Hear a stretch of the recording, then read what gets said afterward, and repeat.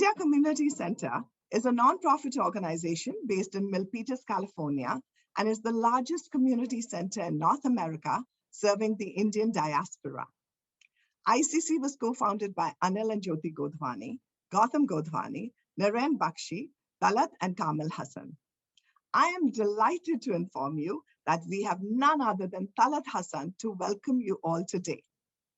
A bit about Talat. Talat is currently the president of the ICC board, the executive committee at ICC, and one of our largest supporters. Talat has been a technologist and entrepreneur for over 2 decades. She founded Prometrics Corporation and Census Instruments. Both companies achieved successful exits. Talat is a person I idolize and admire tremendously and call her the woman of substance.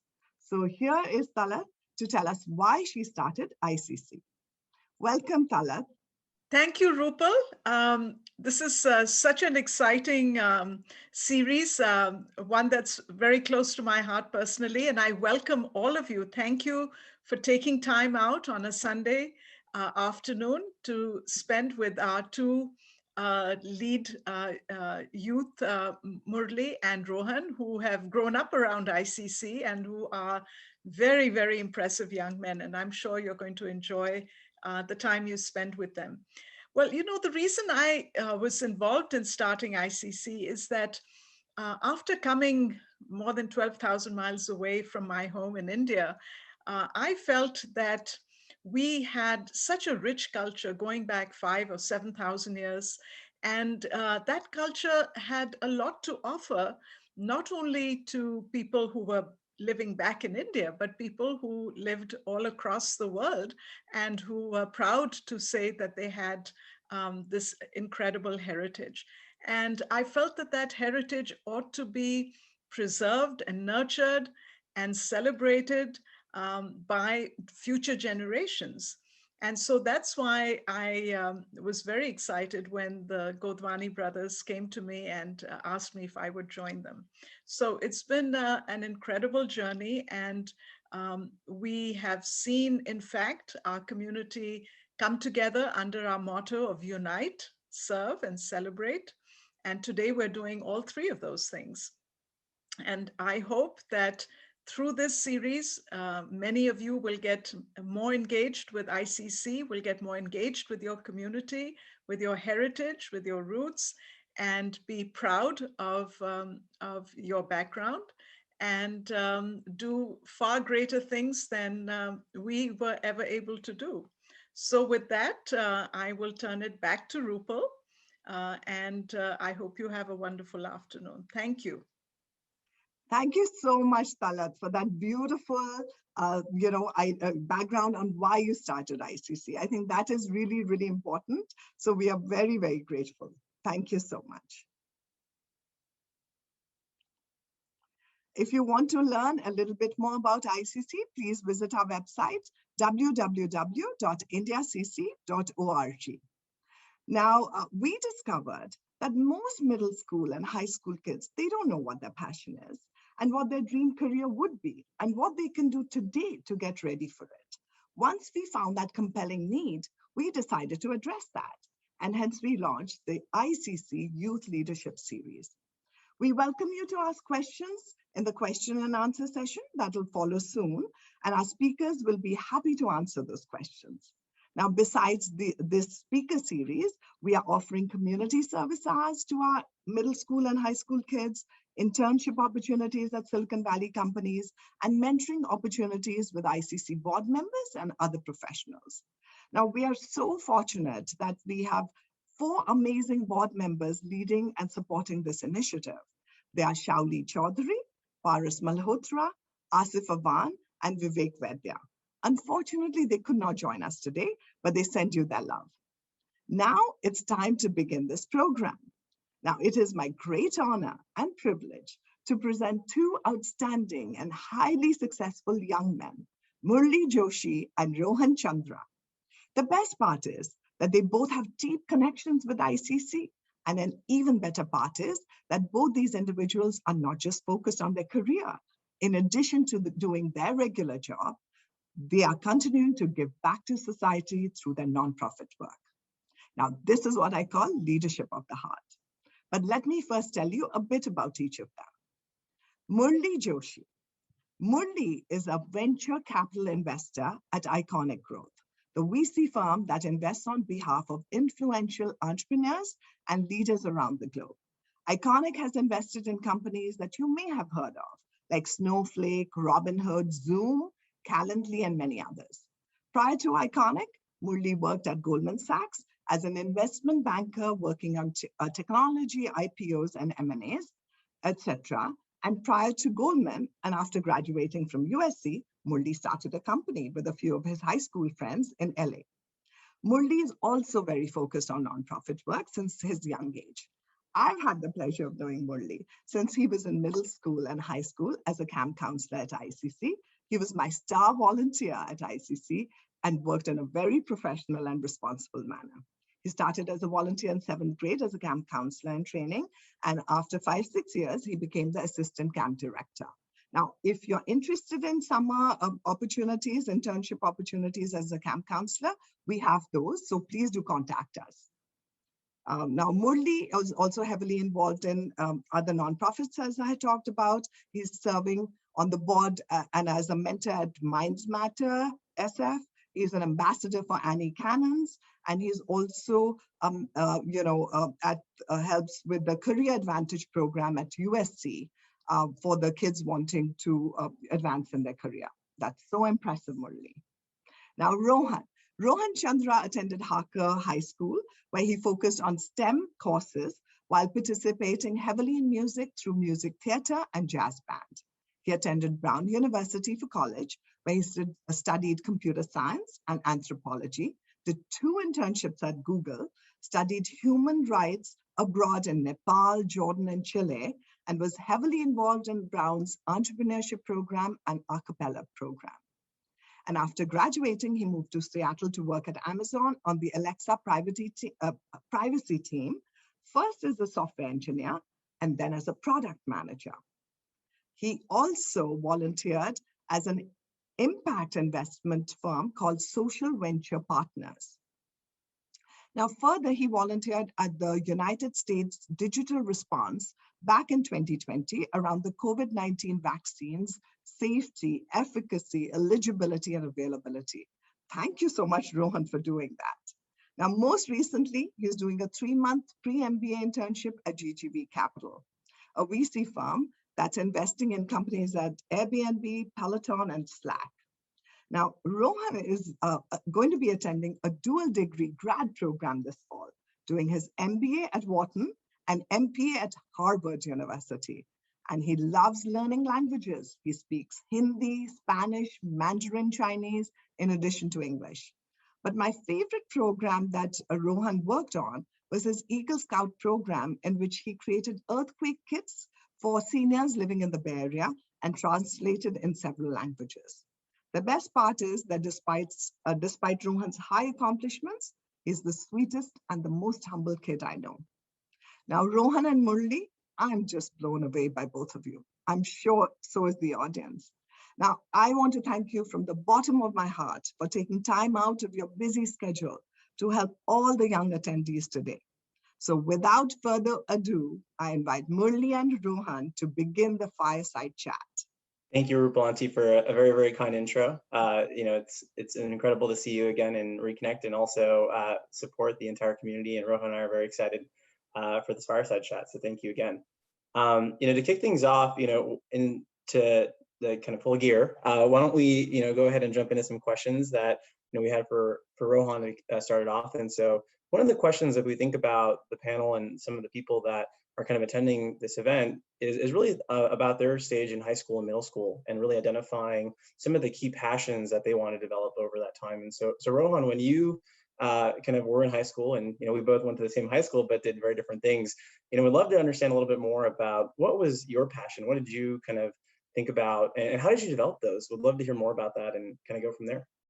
Yeah, thank you so much, Murli, and thank you again to Rupalanti and the whole ICC community for hosting us. Yeah, it's a great question. I think I think Harker was a very interesting place. There's a big focus on STEM there. So courses like, computer science and biology were courses that I definitely found myself, interested and excited about. And so I spent a lot of time, I think, thinking about, my passion in STEM. But what was really cool too was, there was a lot of offerings in other fields. So, as Rupalati mentioned, I'm really interested in languages. And so I was able to take Spanish, which was really, really exciting. And I also, did things like musical theater, show choir, and jazz band. And so I think, those are some of the things that I was passionate about. And I think that, in high school, I will say sometimes it can be hard to sort of take a lot of time to really find your passion. But I think, finding those few classes and maybe few activities that you think are really, really exciting, I think can be really, really helpful. And even when you move into college and life beyond, it's really great to sort of just narrow in on a few different focuses and things that you just are really passionate about. And so, just trying out different classes and different activities, I think would be my biggest advice there. How about you, Morley? Yeah, no, it's something I've been thinking about, and I agree with a lot of what you mentioned. It's interesting. I think, some of the common themes is thinking through and identifying it. But, one of the things that I would say is being as open-minded as possible is probably one of the biggest areas that enable me to find my passion. And when I think about what that could look like, I think early on it was nonprofits and impact, but that didn't come naturally or immediately. I didn't really know, and I think a lot of that came from volunteering at ICC, even actually, and other types of organizations, and seeing some of the work that we were able to do, the impact that actually came from it, and how not only did I feel great and had a really good experience, but then also was able to help others.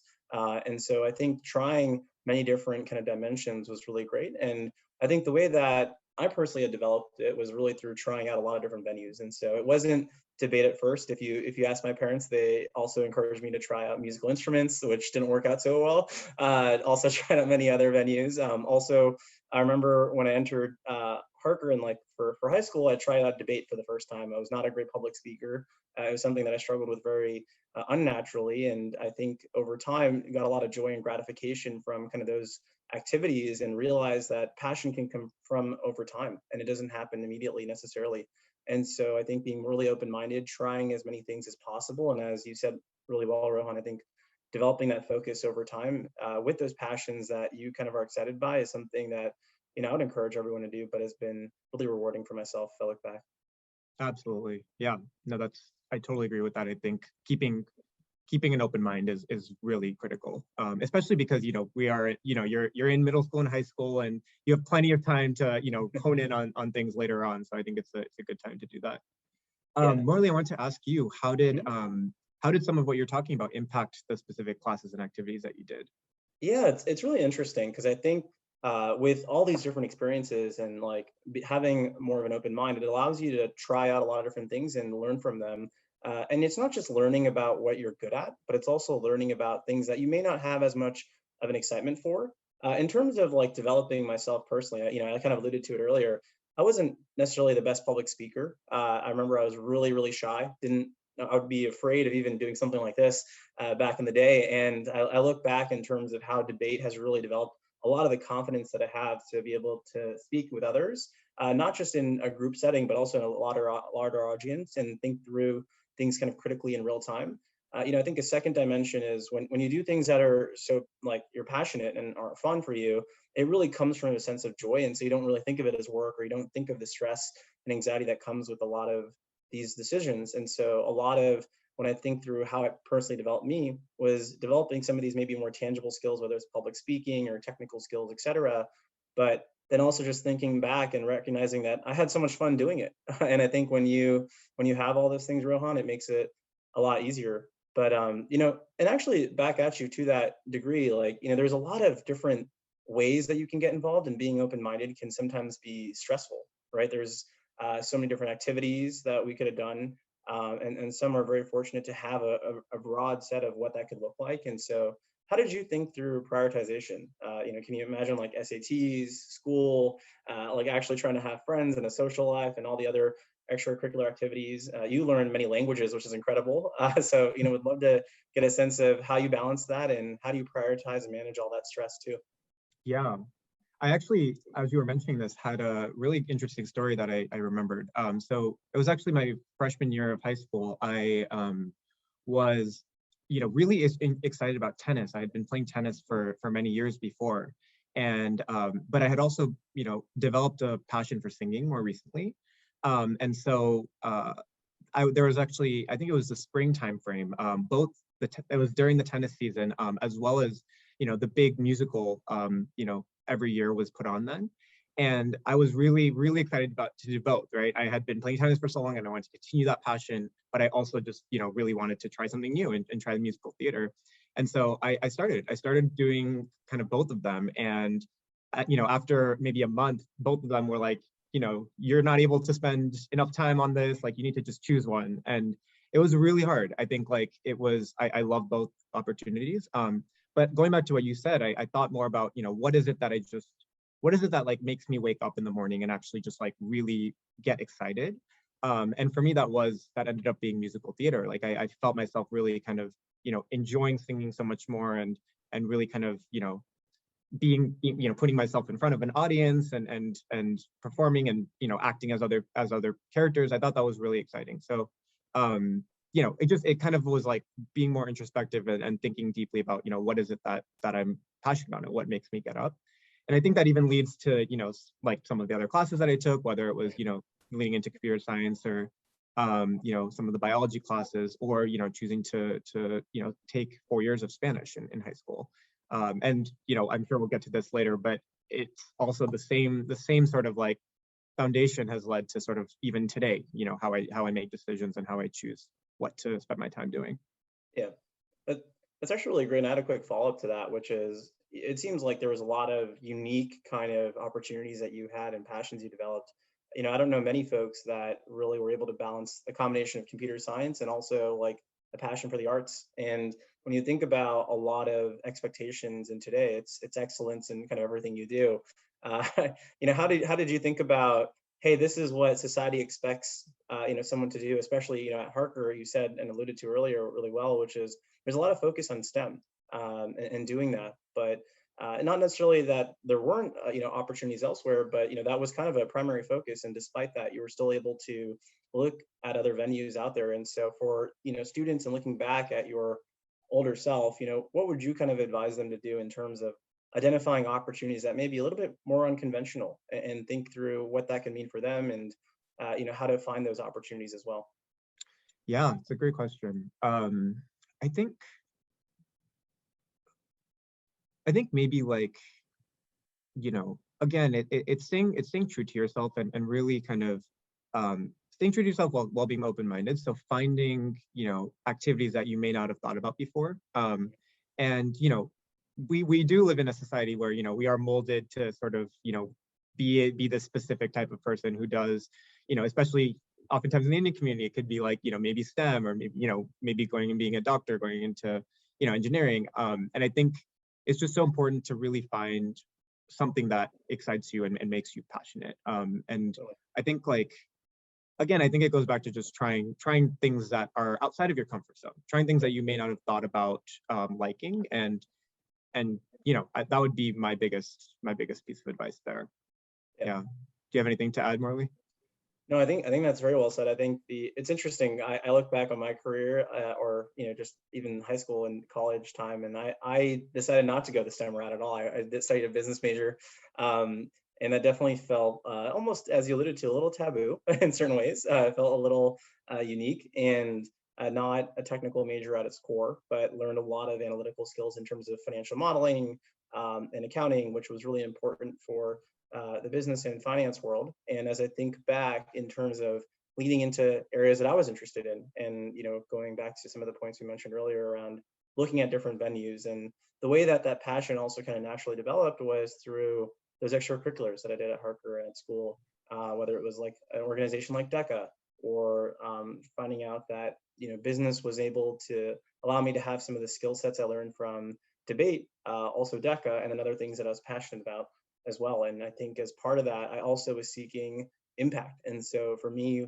I cared a lot about impact within the confines of technology. And so I was able to try to find a way to do that in a kind of full harmony, if you will. And that's kind of what led me to a lot of the decisions I made today. Same for me. I think with I started with computer science and then kind of added on anthropology as a second major, and that was definitely something that even in college people were like, how do computer science and anthropology go together? How do they work? Anthropology, by the way, for those of you who don't know, is sort of the study of human cultures. And so, yeah, very similar. It's kind of like, all right, I discovered that, I ended up just taking one class, and then really, it was actually a class on Bollywood movies. And, we basically watched a Bollywood movie a week and then kind of like learned more about, then we discussed the movie and did some readings and dove into the movies. And that was so exciting. And then I ended up taking more anthropology classes and then just added it as a major. And so I think similarly in high school, just trying new things out and can really lead you to something, amazing, which I think could be very valuable. That's awesome. Yeah, Murli, I want to ask you a little bit more about sort of volunteering back during high school and also like now and sort of what led you to it and how do you continue to do it? Yeah, no, I appreciate that. Volunteering has been a really core part, it seems, of both of our lives, but, myself in particular, in the sense that I started actually as a 7th grader at ICC. I remember going to the community center and seeing all the students that were playing around for the summer camps. And I got really excited by some of the friends that I met that were all volunteering. And it actually started off as more of a kind of social activity, in all fairness, in terms of actually meeting new people. And as a young 7th grader, just being really excited to find really unique ways to stay involved with the community, develop, make new friends, but then also help the community at the same time. And just having so much joy from those summer experiences. I think every year I would ask my parents, like, I'm so excited to go back next year. And that would kind of be almost an implicit commitment that I had towards trying to be able to volunteer and impact. And it became such a kind of core part of everything that I did every summer. I wasn't as focused in high school or middle school and internships, but really about volunteering and impact and meeting new people, learning more about myself, and making sure that I felt that I was growing in different ways. And as Rupal Auntie alluded to earlier, it actually started off, I remember I was kind of a counselor in training and learning a little bit more what that meant to actually eventually being a counselor and kind of leading as head counselor and then eventually being the assistant camp director. And I felt in a lot of ways I was learning how to help kind of run the organization in certain dimensions. And I felt like I was developing myself as well, in addition to helping the community, which was really unique in terms of what that meant. And today, it was interesting, Rohan, I look back and there was 1 year of my entire life since 7th grade that I didn't do any volunteering. And that was probably the point where I felt the most empty personally. And I realized that it was so critical and kind of integral to the way that I've kind of operated. When I was in college, I did pro bono consulting. When I also volunteered for students or low-income students in like the local USC neighborhoods. And so when I came, fresh out of graduation, recognizing that I didn't do that for a year, it felt like I was missing something. And so now I kind of recognize that I have a passion for education. I have a passion for helping kind of children and students. And that's exactly what I do, which is focusing on that. And I work with an organization called Minds Matter in San Francisco, where I live, to help high achieving students from low income backgrounds and get a chance to mentor them every or most Saturdays, which is really nice, and see that experience. And concurrently also think through ways to help out my college. And so I go and fly down to LA sometimes to do mentorships for this Career Advantage program that was mentioned earlier. And there's a lot of other ways that you can kind of help our community. And so as part of Iconic, and back when I was at Goldman, was also kind of investing and thinking through partnerships for software job placements or software development skills for survivors of human trafficking. And so I did that through an organization called Annie Cannons. And those are kind of all my passions combined in one. And it feels like not just extremely rewarding and gratifying, but just feels very much that's something that motivates me and excites me when I see that you're helping someone in a very different way. That, when you hear that kind of positive feedback, it just makes you more empowered and excited to do that again. So it's been a lot of fun. And you've had quite the stint too in terms of some of the impressive things that you've done. I remember Rupal Auntie alluded to it as well, but when you were an Eagle Scout, I remember you made earthquake kits and did some really innovative things at a young age. Would love to hear more about that, Rohan. And how did you think about those things at such a young age too? Yeah, thanks so much. Also, first of all, like it's crazy how much we have in common. It's really cool. Like I think there's so many similarities. But I think yeah. So in high school, one of the big, very similarly, like I was interested in, I think from a young age, just sort of giving back. I think I noticed sort of like, the really amazing sort of privilege that we, have been given, and just being able to sort of find ways to give back and sort of work towards more equity and more sort of, giving back to people who may not necessarily have the same opportunities. One of the ways kind of was thinking about that was so through Boy Scouts. So I've been part of Boy Scouts since I was 5 years old, and um, made my way up to the final level, which is Eagle Scout. And for the Eagle Scout level, you have to sort of um, do some sort of volunteer project. And a lot of people were kind of building benches or doing certain things that were kind of more hands-on. But again, with my passion for languages and also kind of passion for community, I decided to sort of create this project where we created earthquake kits for senior citizens in the community. And then we also created instruction manuals that were translated into many different languages. And so that was really, especially in the Bay Area, which is a very, very diverse, community of people, it was really, really valuable. Again, being in California with being very earthquake prone, as well as, just translating into different languages. And so that was a really cool, I think, initial place for me to dive into volunteering and giving back. And then, yeah, similar to you, I did some volunteering in college by sort of working with some local nonprofits, so like nursing nonprofits as well as some education nonprofits. But I think I really dove back into it in Seattle when I was, as Wanti mentioned, working at an organization called Social Venture Partners. And so there I helped lead some grant making committees. So we would basically, a bunch of nonprofits would apply, and then we would kind of choose a nonprofit that we would give money to. And also some of the nonprofits I actually helped build out their websites. And so it was very similar to you, like, bringing a bunch of my passions in. The nonprofits are actually in both education and the environment, which are two of my passions. And so I was bringing in, my passion for volunteering, my passion for education and the environment, my passion for software engineering and building, building things for people. And I think, again, it was really valuable, I think, for the nonprofits because oftentimes volunteers don't have, a computer science or engineering background. And so I think that was a unique way in which I utilized, my own background to do something really cool. So I think that's one other piece of advice I would give is, whatever you find yourself being good at, just kind of think about all the different ways in which you can, find new ways to utilize it. Definitely.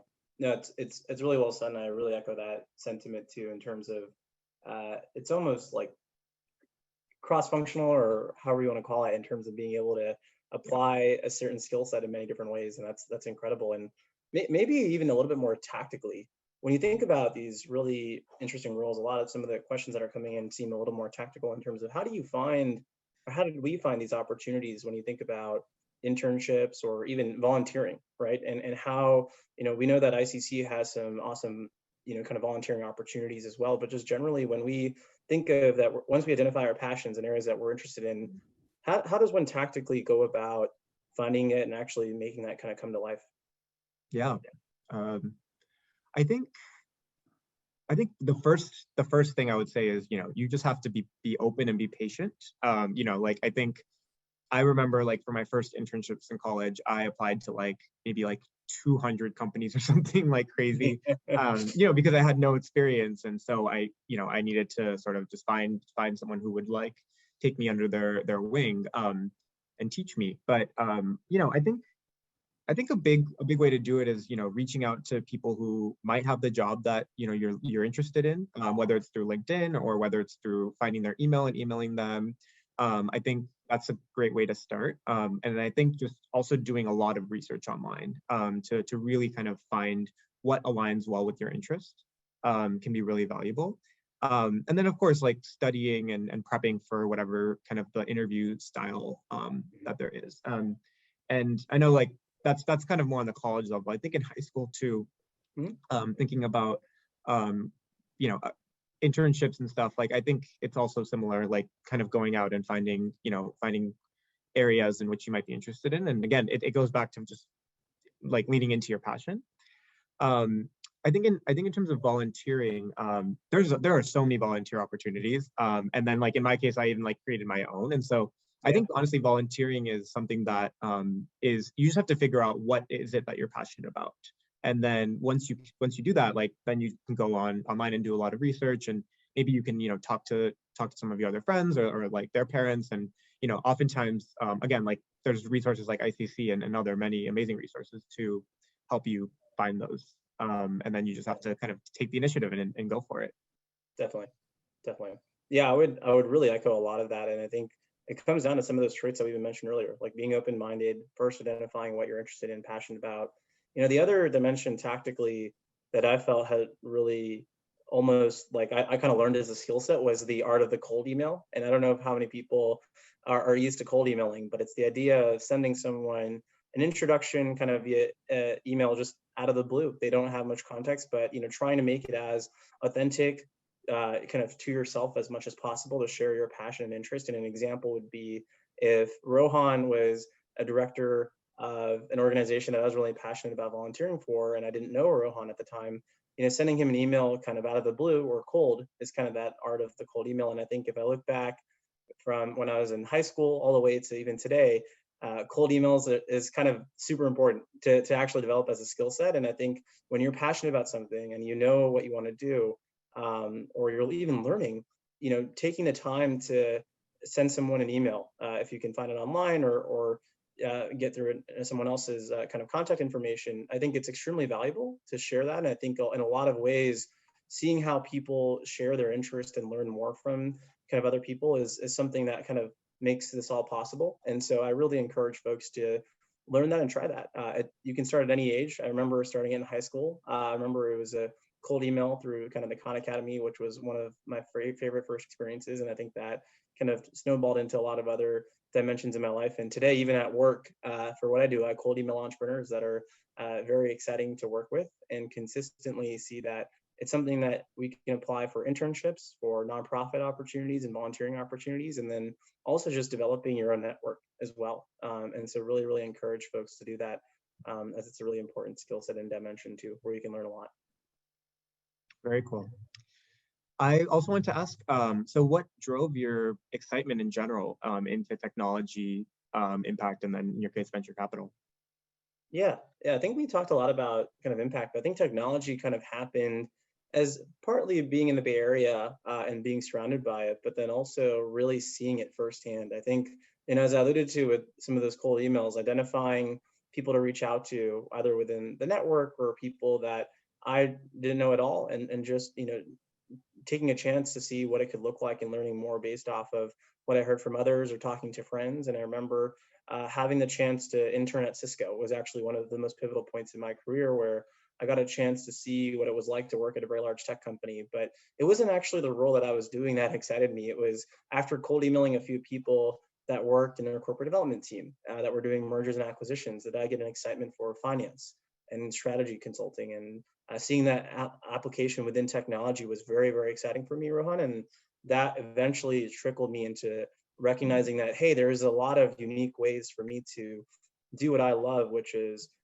be as part of the technology ecosystem and have an impact in technology, but then also align my skill set as someone who's a business major, who is not someone who writes code, or someone who's not very sharp on the computer science side. And I think recognizing that and identifying that perfect harmony was challenging at first, but it came through a series of kind of open-minded conversations and cold emails, which I really recommend. And for myself, I think once I figured that out, I leaned into it, as you alluded to earlier, as much as possible, and started doing that more and more. And it kind of reaffirmed itself, which recognized that I was not only developing more depth in terms of my interest, I was also more nuanced in terms of what particularly interested me in technology or what I didn't like.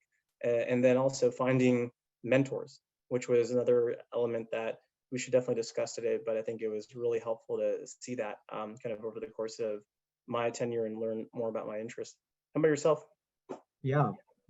A lot of what you say is true for me as well. I think, I think being in the Bay Area and sort of, a lot of my family is in tech and a lot of family friends are in tech. And so I think that was definitely something that, I was just generally attracted to. But I also, initially questioned, like, what is this something that I really want to do? And I think once I got to college, sort of actually adding in the anthropology major really made me see sort of the value that computer science can add to what I was trying to do. So for me, it's, I think, like, creating, it's interesting. We talk about our career and then our nonprofit work. And I think for me, like, as my career has been moving forward, I see them actually blending more together, where my career itself is actually, finding ways to sort of give back or do things around social impact.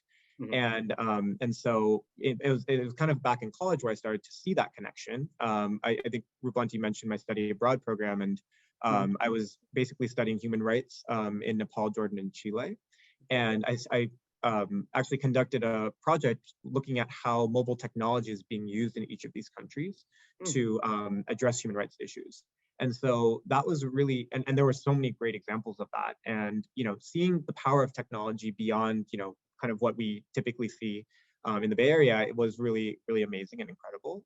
And then seeing nowadays, like, so many things in things like, ed tech, which is education technology, or health technology, and sort of like, tech being used for other fields. I almost think like technology is, something that's impacting every field now, and it's not its own thing. And so I think that's what was really exciting about technology, is it was kind of a means to solving, not necessarily solving, but helping, address some of these much bigger issues. And I think, like, at the same time, I know that technology is not kind of enough for what we, I think, need to do in the world. And so I think that's led me to my kind of grad school dual degree, where, I really want to dive more into business and understanding how can, business really allow us to create kind of scalable and big ideas, and then really take them and make them big.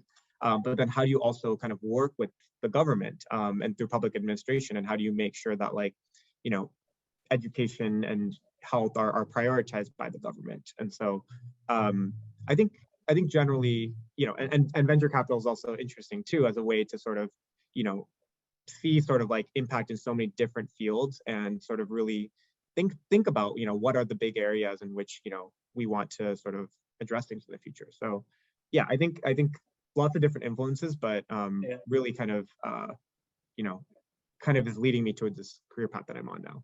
That's super cool. Yeah, it seems like we have a lot of similarities in that way. That's really exciting. That's really cool. Yeah. I think we have just a few minutes, so I guess maybe one last question, unless you have another question. But what I was thinking is, any things you wish you would do differently or tell your younger high school self? Yeah, I think that's a fun question. When I look back at when I was in high school, the things that I would tell myself, I don't know if I would do anything differently. Hindsight feels like 2020. I would probably tell myself to focus a little bit more on academics than I did, if I'm being really honest. I think I enjoyed a little bit too much of the passion building and extracurriculars, but I think that's important. But I do want to say that I really encourage folks to identify that. I think what I would recommend myself and tell myself again is, certain traits that are really important to develop are those open-mindedness, the willingness to develop mentors and find mentors and seek mentorship. We haven't really talked about that, but I think it's a really important piece, Rohan, because I look back at, I'm sure all of our journeys, and even today still, what really helps that is being able to have conversations with people you trust, that know you, that share perspectives that, can really help make some of the most important decisions, whether it's going to a certain college, whether it's making a decision at work in terms of your career or switching jobs. And that starts off at an early age, and seeing people who have been there with your journey for a very long time, as early as even high school, is possible. And having those mentors are really, really important. So I'd really encourage that. I think, and the other piece I would just say is really focusing your energy and effort. And the key word there is actually focus, which is once you develop those passions and once you identify those, it's being able to kind of focus in on those and narrow down with your energies and efforts. And it's okay if those passions and those energies need to change over time. I can't tell you the amount of friends and people like myself who kind of go into college thinking that they want to do X thing and end up doing something totally different, like Y. And that's totally okay. But it's important that everything you kind of do, you put your full energy into, and really think through the impact of what you're doing, and recognize that there's not just necessarily a short-term gain from these things. Some of it's very, very long in terms of how it develops you, how it develops those around you. And so I think that's what I'd kind of reflect and share back to my high school self. How about you? Gotta throw the question back at you. Yeah, I was nodding because I agree with a lot of what you're saying. So I'll just add, I think one thing that I wish I had done better was sort of managing stress. And I think like, high school, middle school, it's a time of a lot of stress. And so accepting that I think is important.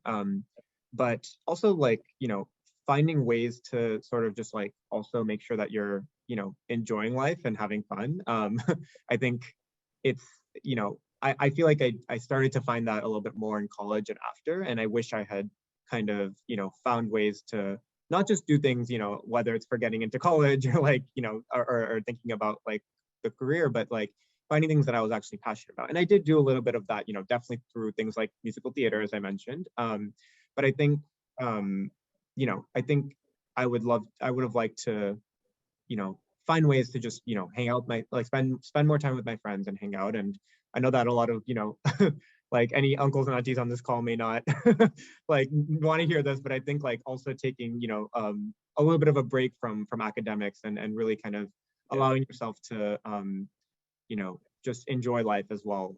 Especially after, this year being at home in the pandemic, I think it's really important to sort of find ways and outlets to really just kind of enjoy life. Yeah.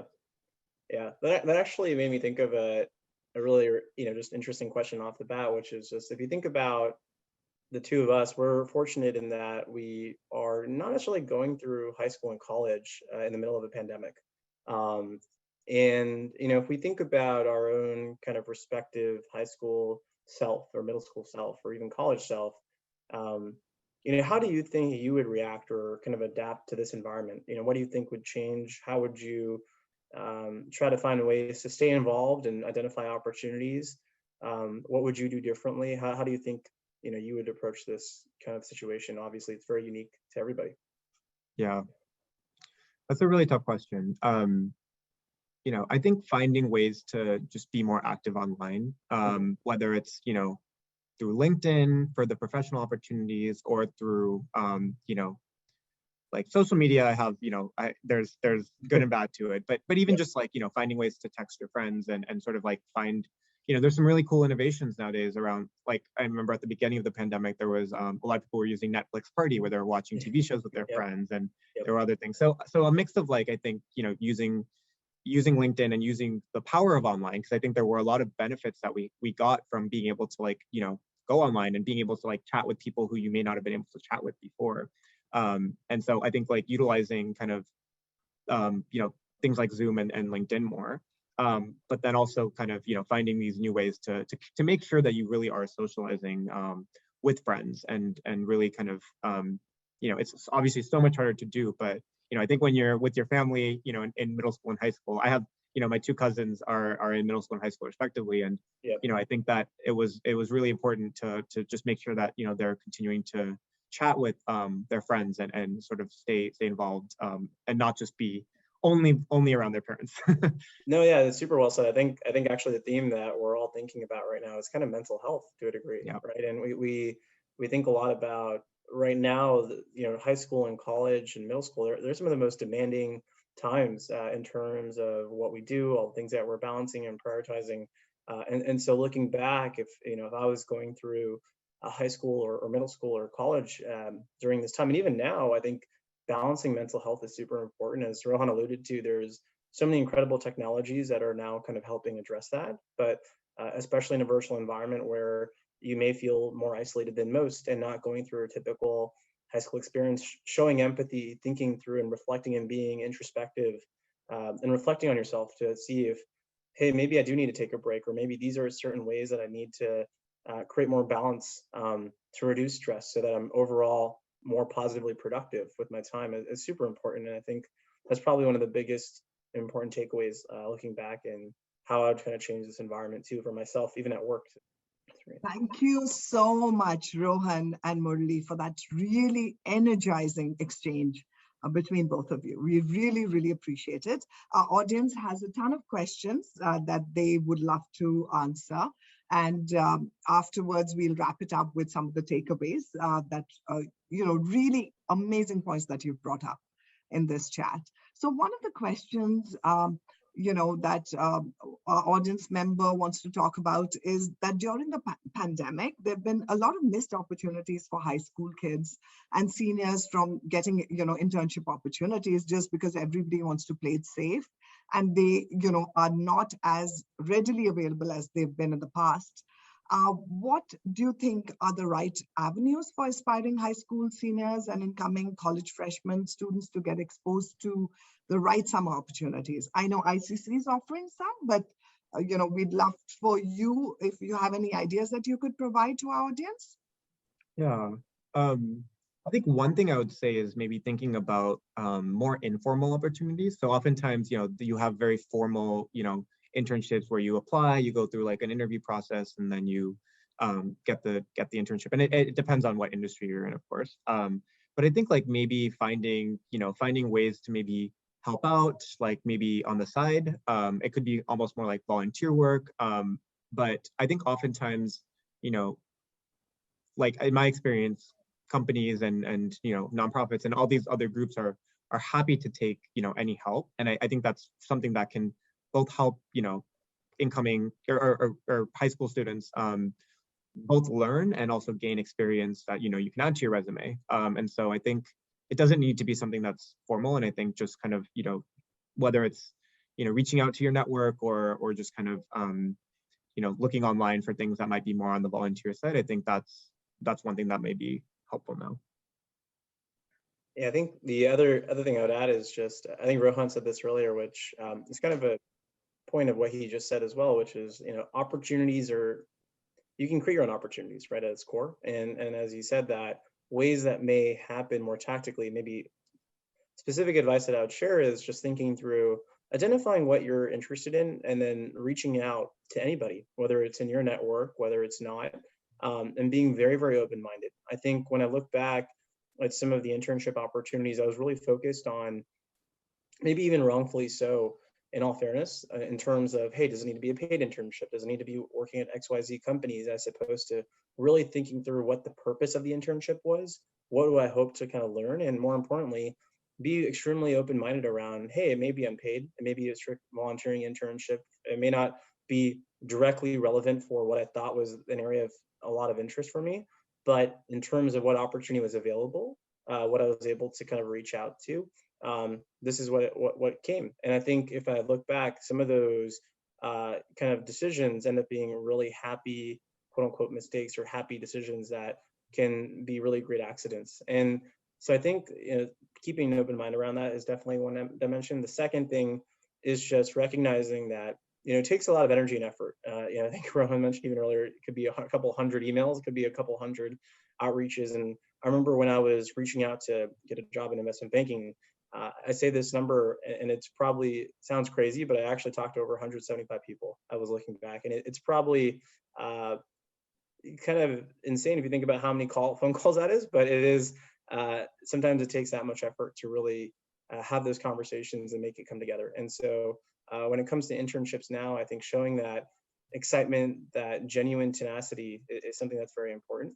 And then the last piece, to Rupalanti's question is just really, I would say, attitude is the most important thing. And if you show that you have the legitimate and genuine attitude, no matter how impressive your resume is, I think the attitude and that effort will speak well to anyone in the corporate world, especially in terms of who they want to work with, because that's what matters more in certain environments than not.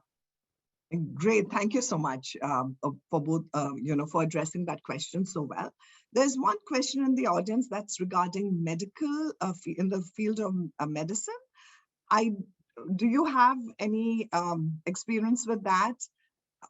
I mean, what they want to know is, do you have recommendations for students wanting to pursue a field in medicine, and on how they can get some hands-on internship opportunities to really understand if their passion is, it coexists, if they can get some hands-on or real life experience, in the sense that obviously, for something like neuroscience and cardiology, what is the best way that they could figure out that's really their passion? Do you have any ideas on that, or is that not your field? Yeah, I mean, for medical, like medicine, medical school, I don't have as much, but I did do an internship in neuroscience in high school. So I worked at a neuroscience lab at Stanford studying actually music in the brain, Yes. and music's impact on the brain, which was amazing. So I think like, I think things like labs are really great. I think maybe the other thing I've heard from friends who are studying medicine, or who are thinking about medicine doing pre-med in undergrad, is maybe like shadowing doctors and sort of just understanding their day to day. I think some of those can really, because then you can shadow, you can maybe help them out as an assistant, and then you get a little bit more hands-on experience that way. I think those are two of the things I'm thinking about, but again, it's not my expertise. I figured as much, but that's a great answer. And the other question is for Murli. How did you decide in your undergrad what field of business you wanted to go into, like consulting, or how did you narrow it down? Yeah, it was probably a confluence of two factors. The first was definitely actually talking to people and having those mentors and feeling open to reaching out and having those candid conversations with people I'd never met, never knew, and kind of learning from firsthand their experiences and having a broader sample size of those kind of folks to talk to and understand, hey, this is kind of what the day-to-day looks like at some of those roles, and think through, does that make sense and does that apply to me? It took a lot of conversations, if I'm being very honest, and it was extremely rewarding to have some of those conversations because some of those individuals are now some of my mentors today. And then the second dimension would definitely be, in addition to doing that, also actually trying it out and going kind of headfirst into those internships, whether it was during the summertime, whether it was even part-time during school, just to get a better sense of those opportunities. I remember, my first internship was working at a tech company. My second internship was attempting at management consulting. I recognize none of those two would definitely be something I want to do right out of undergrad. And so shortly after, had the opportunity to work in investment banking, but I recognized for me, it wasn't even just investment banking. It was actually working with tech companies was the most important piece. And so identifying that, being very real about what I was interested in, and then being extremely focused was just probably some of the ways that I helped filter that down. But, having conversations and reaching out to people repellently, I think is what I'd recommend for anyone to do. Wonderful, wonderful. Thank you so much. And this is for both of you. This next question: how would you recommend finding mentors in a professional field that you or your family don't have as many connections to? I would definitely go back to the cold email point. I just can't stress that enough. It sounds challenging. It sounds really hard, but you'll be surprised how many folks are open to having those conversations. And when you send something very sincere, I can't tell you how many times I get cold emails just for even my current work at Iconic, usually actually from folks that are a little bit more specific and more forward-leaning about wanting an internship opportunity or working at Iconic, where I currently work. But I think a common theme that you'll notice is a lot of people who have mentors in their lives, they oftentimes try to quote unquote pay it forward, or they like to return that kind of mentorship and kindness back to other folks that are reaching out and interested in. And so the same way that I was able to have and learn more about my opportunities in my career today from people responding to my cold emails, I do the same. And so I encourage a lot of folks that are interested in trying new things, where their direct network may not be as accessible towards that industry or that specific firm or that specific area, to reach out. And you'll be very surprised. And sometimes it may not even happen in the first email. It may come up through a follow-up email that is also sincere. People are very busy, and recognizing that even 5 to 15 minutes of their time could be extremely valuable to you, and recognizing that and sharing that, I think, is super important.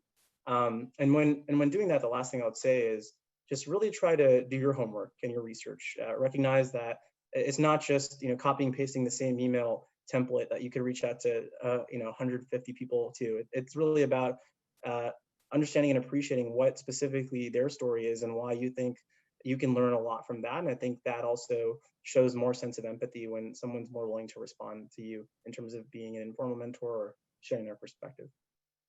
Yeah, Morley hit the nail on the head with everything. That's exactly what I was going to say. So nothing really to add there. Okay.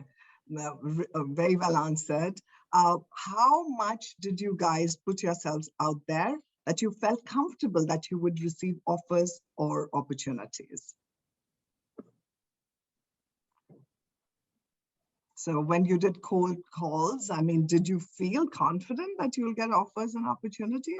Yeah, I think definitely not. Like I think, you have, that's why you have to do so many, right? Like you get so many rejections before you get any response sometimes, especially when you have no experience at the beginning. But I think it's just, once, at the end of the day, I did end up getting something. And so it's sort of like putting in that time and perseverance, I think can really pay off, and knowing that it will take time, and, it's not going to happen after the first 10. Yeah. Very good. We are coming towards the end of this segment, and if we can answer a few more questions, we'll do that. But if you had some takeaways, so imagine that you are a middle school or a high school kid, and you are sitting in this session, and what are the takeaways that you want them to have? Like, what are the most important things that you want these kids to have? And then we'll try and address other questions too. So I'll go with Rohan first and then Murli. Yeah. I think we kind of touched on it earlier, but I think really just being open-minded and really trying to think, like explore and find your passion, but again, being open to that changing as well. So I think that mix of trying new things and really sort of things that might be outside of your comfort zone, I think it's really, really valuable to do that now, because then by the time you do get to college, you'll be able to sort of also explore a little bit, but maybe be a little bit more focused. And I think high school is a really great time to, of course, there's a lot of structure in high school and you don't have many, chances to take electives, but I think it's a great time to also, try out, maybe different sports or different, music activities or different languages or classes. And so I think being open, but also, finding what your passion is. Wonderful. Thank you so much, Rohan. What about you, Murli? Yeah, I think we talked about being open-minded, developing your passion. I think we talked a lot about cold emails, and so I think I want to echo that. I think the other piece would just really be like having and developing focus when you do find something that you're interested in, and really making sure that you're spending your energies and doing that in a very thoughtful way, and putting as much effort as possible. And as we kind of said before, attitude is really some of the most important kind of attributes when anyone is thinking about someone to work with, someone to volunteer with. And so kind of showing that and highlighting that, I think, is super important. And eagerness and willingness to learn is definitely an important dimension. The last thing that I'll share is just in terms of key takeaways. I have this phrase that I heard once that I love saying. It's all about the slope, not the intercept. And what I mean by that, it's really about how you grow and how quickly you learn and how much you kind of bring to the team and to the table and the community that you're working with, volunteering with, or interning with, as opposed to where you started and what may be in your background or your resume. And so one thing that's really important, kind of going back to that attitude, is just really focus on your own growth and focus on how you can support everybody as much as possible. Wonderful. Thank you so much, Murli. So I think we don't have any more time for any more questions, but I love that you, the points that you emphasized, really focusing on academics. Of course, that's number one. And finding your passion, which is really the way you find it is by trying on as many things as you can, and then really looking at what really gives you the most joy. That is the way to find, identify what you're passionate about, and then figuring out just really innovative ways of finding how you can use that passion to good use through internships and, finding mentors who can teach you how to, who can guide you. And I loved your focus on mental health, that, through it all, it's really important that while academics are very important and extracurriculars are really important, I loved how you said that, you need to have fun too. You can't take it too seriously. And that finding that balance and, really for making sure that mentally you are in a happy state and, the mentors help you to get there and really having those open conversations. The good thing is that ICC is providing a lot of, volunteering opportunities, mentorship opportunities, some internships. And we also have a mental health segment in one of our chapters where, it's a peer-to-peer mental health. They can talk to each other and, certain topics are difficult to talk about and certain things it's hard to talk, discuss with parents, and they tell you how to, be able to have those meaningful conversations in a really comfortable environment. So we as a, community center are doing our best to provide as much help as we can. And then, having speakers like both of you is really phenomenal, because the students get to learn what careers that you're doing, and, get an idea that, is this field for me or not? And also get to learn from your wonderful experience. So thank you so very much, Murli and Rohan. We are so, so grateful that you took time out of your really busy schedules and to help our high school and middle school kids. And we hope to see everybody next month. We will announce the next event pretty soon. And we hope to see everybody then. But thank you so much again, and all the best to Rohan and Murli.